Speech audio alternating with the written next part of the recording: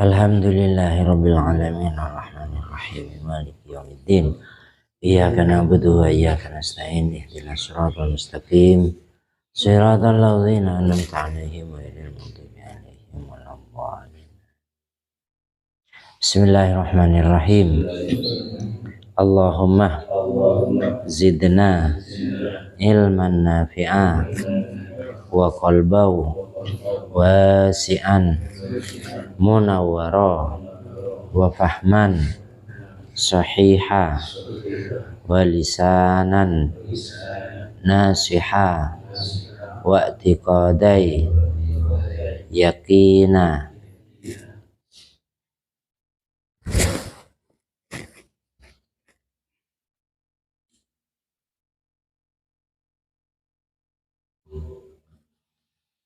Kita lanjutkan bahasan tentang keimanan, penjelasan tentang keimanan dari segi definisi dan kadar-kadar keimanan seperti yang sudah disampaikan kemarin.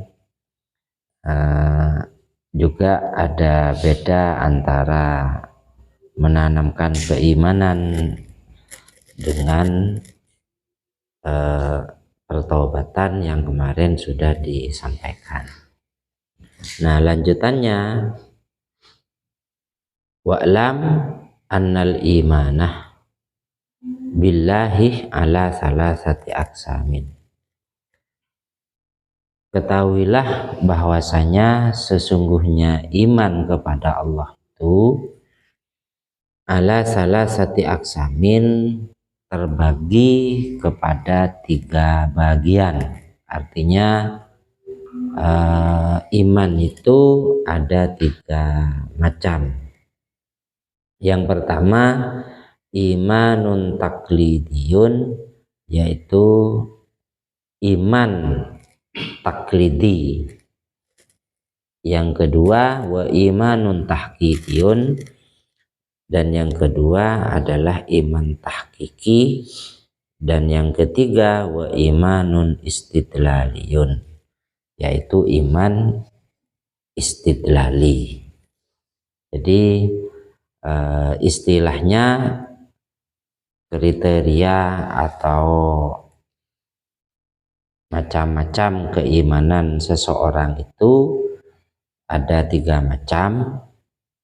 Yang pertama iman taklidi, yang kedua iman tahqiqi, dan yang ketiga adalah iman istidlali. Lalu apa yang dimaksud dengan iman taklidi? Fat taklidiyu huwa ayyataqidah biwahdaniyatillahi ta'ala taklidan biqaulil ulama'i min ghairi burhanin. Yang dimaksud iman taklidi ini istilahnya cuma ikut-ikutan. Iman taklidi ini iman yang istilahnya hanya ikut-ikutan saja. Rok-norok buntok, katanya orang Madura begitu, kun oleh rok-norok buntok. Yaitu huwa ayyataqidah biwahdaniyatillahi ta'ala. Yang dimaksud iman taklidi yaitu meyakini dengan keesaan Allah Subhanahu wa ta'ala, tetapi hanya taklidan biqaulil ulama, hanya ikut-ikutan dengan perkataan para alim ulama, hanya dengar info, tidak jelas istilahnya. Nah, iman yang seperti ini yang tergolong kepada iman yang hanya ikut-ikutan, yaitu min ghairi burhanin, tanpa ada bukti-bukti atau yang dapat dipertanggungjawabkan untuk mempertahankan keimanannya itu. Artinya lemah.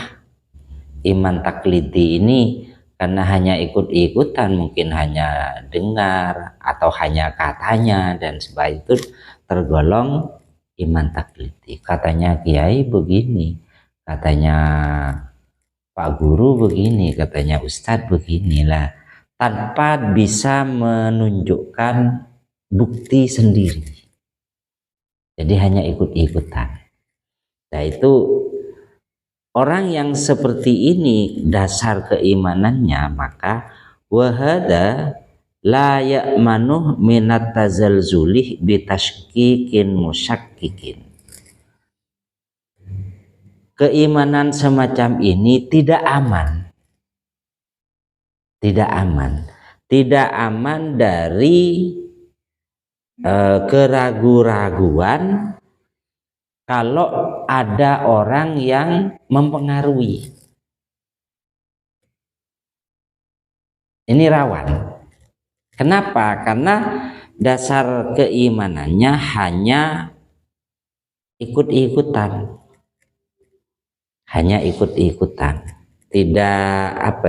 Tidak kuat. Orang yang punya keimanan semacam ini tidak kuat. Kenapa? Karena tidak punya dalil yang menjadi pegangan buat dia, kan begitu. Hanya katanya. Hal-hal hanya katanya ini kan tidak kuat dijadikan dasar hukum. Apalagi misal menjadi saksi di pengadilan. Kalau jadi saksi di pengadilan itu kan harus benar-benar valid dan ada bukti nyata, kan begitu, baru bisa dipertanggungjawabkan. Ini hanya katanya anu begini, katanya anu begini, itu tidak kuat namanya. Katanya kiai, iman kepada Allah itu bahwa Allah Maha Esa, Allah itu satu. Katanya siapa? Katanya kiai, katanya Ustadz, katanya Pak Guru. Nah, hanya katanya. Nah ini tidak kuat. Nah tidak kuatnya karena rawan keraguan-raguan bagi dia kalau ada orang yang mempengaruhi. Ya, kalau ada orang yang mempengaruhi ini rawan berputar arah, kan begitu. Karena tidak punya pegangan yang mantap. Nah, apakah ada orang yang semacam ini? Rasa-rasanya banyak, kan ya? Rasa-rasanya banyak. Terutama keimanan mungkin lah ya, tidak menafikan orang lain, tidak. Tetapi mungkin akan dapat ditemukan keimanan semacam ini di kalangan orang-orang awam, kan ya, orang-orang awam yang mungkin tidak sekolah, tidak ngaji atau tidak mondok dan sebagainya, tapi dia kalau ditanya beriman, percaya akan adanya Allah dan percaya juga bahwa Allah itu Maha Esa. Nah, kalau ditanya orang ini, misal sampean kan beriman, iya, beriman kepada Allah. Allah ada berapa? Satu. Dasarnya apa? Tidak tahu. Nah, ini namanya iman taklid.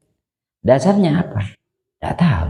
Katanya kiai, kalau dengar pengajian itu begitu. Katanya Ustadz, Allah itu satu. Dasarnya tidak tahu. Pokoknya katanya kiai, katanya ulama, atau katanya Ustadz, katanya Pak Guru begitu. Hanya katanya. Lah ini namanya iman taklid. Hanya ikut-ikutan.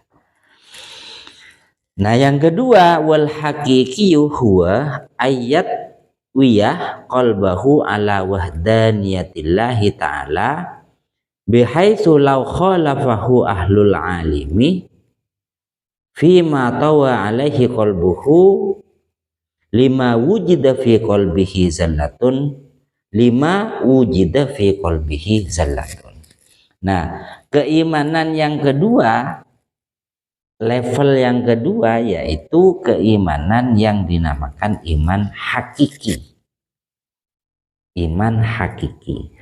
Nah, apa pengertian iman yang secara hakiki? Yaitu keimanan yang benar-benar sudah tersimpan benar di dalam hatinya, betul-betul tersimpan rapi di dalam hatinya, ala wahdaniyatillahi ta'ala, tentang atau terhadap keesaan Allah subhanahu wa ta'ala.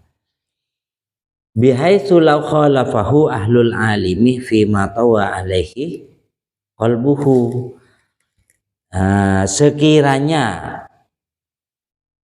Sekiranya ada orang yang punya ilmu itu menentang tentang kefahaman dia tentang keesaan Allah, dia dapat menolak. Hatinya dapat menolak. Kenapa? Karena apa yang sudah tersimpan di dalam hatinya itu sudah benar-benar tertanam dengan kokoh dan didukung dengan dalil. Didukung dengan dalil, sehingga keraguan-raguan yang ditimbulkan oleh orang lain itu dapat ditepis, tidak mudah terpengaruh. Nah, ini namanya keimanan yang hakiki. Misal contohnya seperti tadi, katanya kamu sudah beriman. Iya, beriman kepada Allah. Allah ada berapa? Satu. Apa dasarnya? Qul huwallahu ahad. Nah, ini namanya bisa menunjukkan dalil bahwa Allah itu Maha Esa. Katanya Allah satu. Apa dalilnya? Nah, langsung membacakan ayat Qul huwallahu ahad. Katakan bahwasanya Allah itu adalah ahad, satu. Nah, itu dalilnya. Nah, ini namanya iman orang yang seperti ini tergolong iman yang hakiki. Sudah tertancap di dalam hatinya bahwa Allah itu satu, dan dikuatkan lagi dengan alasan atau dalil itu, burhan itu. Alasan atau dalil itu sesuai dengan ayat-ayat Allah atau sesuai dengan hadis-hadis Nabi Muhammad SAW yang menjelaskan bahwa Allah adalah Esa atau satu. Nah, sedikit saya bahas dari segi gramatika. Ya, sedikit saya bahas dari segi gramatika, walaupun disiplin ilmu gramatika bahasa Arab ini kan ada tersendiri. Ada ilmu nahwu, ada ilmu shorof, kan begitu. Qul huwallahu ahad. Kan begitu ya. Lam yalid wa lam yulad. Allah itu tidak beranak dan tidak diperanakan. Nah, dalil ini atau burhan ini kalau diteliti dari segi huruf per huruf itu sangat kuat dan tidak bisa diragukan. Qul, katakan Muhammad, Allah itu satu. Qul huwallahu ahad. Allahus somad. Allah itu tempat penyandaran atau tempat menyerahkan segalanya kepada Allah. Lam yalid wa lam yulad. Nah, lam di sini kan punya arti tidak, atau dikatakan dalam ilmu nahwu itu lam nafi, kan begitu. Ada lam mim, mimnya sukun.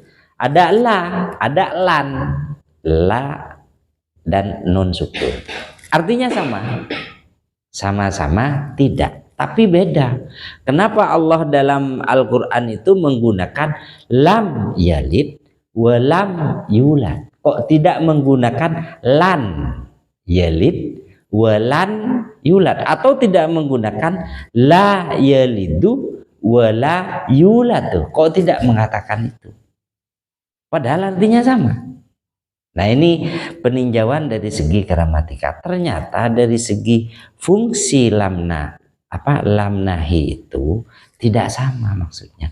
Kalau la dan lan ini masih ada kemungkinan lain. Lam yalid wa lam yulad wa lam yakul lahu kufuwan ahad. Jadi beda pengertiannya.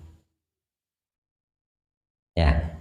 Jadi sama sekali tidak beranak dan sama sekali tidak diperanak.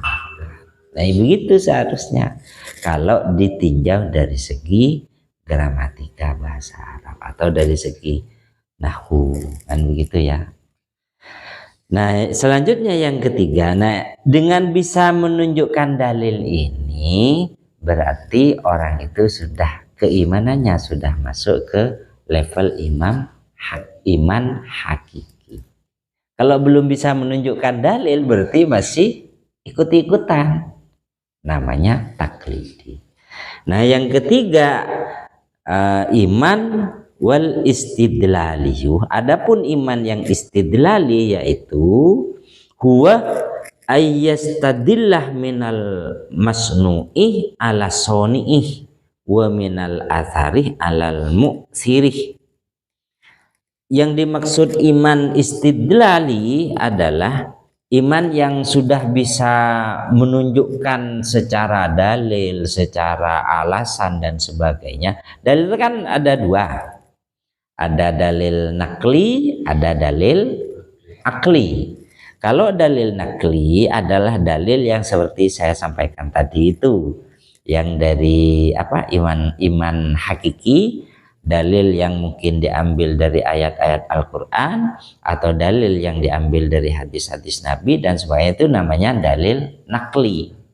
Nah, ada lagi dalil yang akli. Jadi tidak cukup nakli tapi ditambah lagi dengan dalil akli. Jadi iman istidlali ini adalah keimanan seseorang yang dapat dipertanggungjawabkan dan dapat diperkuat dengan dalil nakli dan akli. Kalau tadi kan hanya nakli dari ayat-ayat Al-Quran itu. Secara akal belum disampaikan, belum bisa menyampaikan. Nah, yang istidlali ini sudah bisa menjabarkan lebih luas lagi. Sudah bisa menjabarkan dicocokkan atau dikorelasikan antara dalil nakli dan aklinya, itu cocok. Nah, itu namanya iman istidlali, yaitu iman seseorang yang dapat memberi dalil, misal dari minal masnu'i ala soni'ih, dari sesuatu yang dibuat atas seseorang yang membuat. Artinya tidak ada barang yang hasil buatan itu kalau tidak ada yang membuat, gitu loh maksudnya. Nah, ini kan secara akal masuk. Tidak mungkin ada barangnya kalau tidak ada yang membuat, gitu maksudnya. Atau wa minal atharih alal mu'sirih, atau dari sebuah bekas terhadap orang yang membuat bekas. Kan tidak mungkin ada bekasnya kalau tidak ada orang yang membuat bekas. Seperti itu maksudnya. Nah, ini kan secara akal masuk. Nah, ini namanya dalil akli. Seperti ini ya, seperti HP ini. Nggak mungkin ada HP ini kalau tidak ada yang membuat. Secara akal masuk enggak? Masuk. Nggak mungkin ada bumi ini, nggak mungkin ada langit ini seisinya kalau tidak ada yang membuat. Nggak mungkin. Siapa? Yaitu Allah. Nah, ini namanya kalau sudah masuk di level ini sudah bisa menunjukkan dalil naklinya, sudah bisa menunjukkan dalil aklinya. Lah, itu namanya sudah masuk kepada taraf keimanan seseorang, itu istidlali namanya. Sudah bisa menunjukkan dalil yang kuat baik nakli ataupun akli, kan begitu. Kenapa fal asaru yadullu alal mu'sirih? Karena bekas itu pasti menunjukkan kepada yang membuat bekas. Atau wal bina'u yadullu alal bani. Sebuah bangunan itu menunjukkan kepada orang yang membangun. Tidak mungkin ada bangunan kalau tidak ada yang membangun. Itu akal namanya. Secara akal masuk. Atau wal masnu'u yadullu ala soni'i. Sesuatu yang dibuat pasti ada yang membuat. Kalau ada barangnya pasti ada yang membuat. Gitu maksudnya.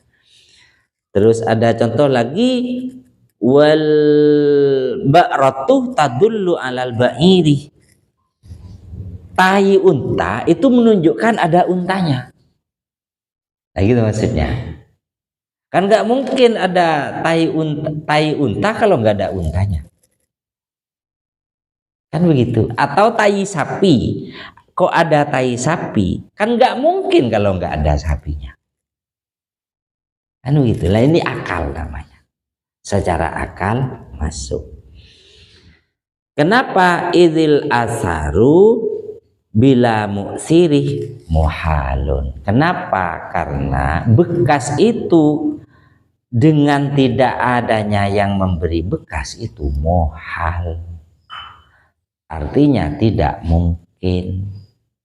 Seperti dicontohkan, tidak mungkin ada bumi dan isinya, tidak mungkin ada langit dan isinya kalau tidak ada yang membuat. Itu tidak mungkin.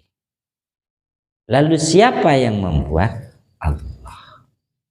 Nah itu namanya dalil akli, nyata.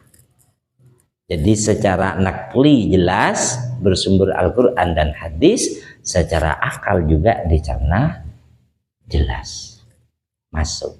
Nah, yang sudah seperti ini sudah bisa menjabarkan keimanan seperti ini, itu level imannya sudah masuk ke istidlali. Jadi iman itu ada yang iman taklidi, ada iman hakiki, ada iman istidlali. Kalau iman taklidi itu hanya ikut-ikutan dan itu lemah. Kalau iman hakiki itu sudah bisa menunjukkan burhan atau bukti-bukti dalil, dan itu sudah tergolong kuat, sudah kuat. Dan yang ketiga adalah iman istidlali. Iman istidlali ini sudah sangat kuat. Secara dalil Al-Quran dan hadis ada, secara akal juga ada. Jadi dalil naklinya ada, dalil aklinya ada. Ini sempurna sudah. Keimanan yang seperti ini sudah sempurna. Nah, harapan kita dalam penanaman keimanan itu bukan hanya ikut-ikutan. Bukan hanya ikut-ikutan, tapi harus benar-benar yakin seyakin-yakinnya sesuai dengan dalil yang ada, baik nakli atau akli. Itu yang diharapkan kita itu seperti itu. Jadi imannya mantap dan tidak diragukan lagi. Sehingga kalau ada orang yang mempengaruhi, tidak mudah terpengaruh, tidak rawan. Nah kalau yang taklid ini yang rawan. Kan sering terjadi. Ada orang yang dasar keimanannya masih taklidi, diiming-imingi dikasih beras 5 kilo, pindah agama. Ada kan yang begitu? Diiming-imingi mie sedap 1 kardus setiap bulan atau setiap 3 bulan, pindah agama. Diiming-imingi uang 1 juta, pindah agama. Itu imannya masih taklidi, lemah. Kenapa? Karena imannya masih ikut-ikutan. Nah ini saja yang dapat kita bahas malam ini. Mudah-mudahan pertemuan berikutnya bisa dilanjutkan. Dan pertemuan berikutnya sudah masuk kepada masalah yang kedua, yaitu tentang pertanyaan idza qila lakah wa kaifa tu'minu billah. Pertanyaan tentang misal ada pertanyaan kepada kamu, bagaimana caranya kamu beriman kepada Allah. Nah, itu ya. Itu akan dibahas pada pertemuan berikutnya. Kalau ini kan, kalau yang sebelumnya kan masih membahas tentang definisi dan kriteria keimanan. Nanti sudah mulai masuk bagaimana caranya beriman pada Allah. Nah, itu pertemuan berikutnya. Wallahu a'lam bishawab. Al-Fatihah. A'udzubillahi minasyaitonir rajim. Bismillahirrahmanirrahim. Iyyaka na'budu wa iyyaka nasta'in ihdinas siratal mustaqim. Shiratal ladzina an'amta 'alaihim ghairil maghdubi 'alaihim waladdallin.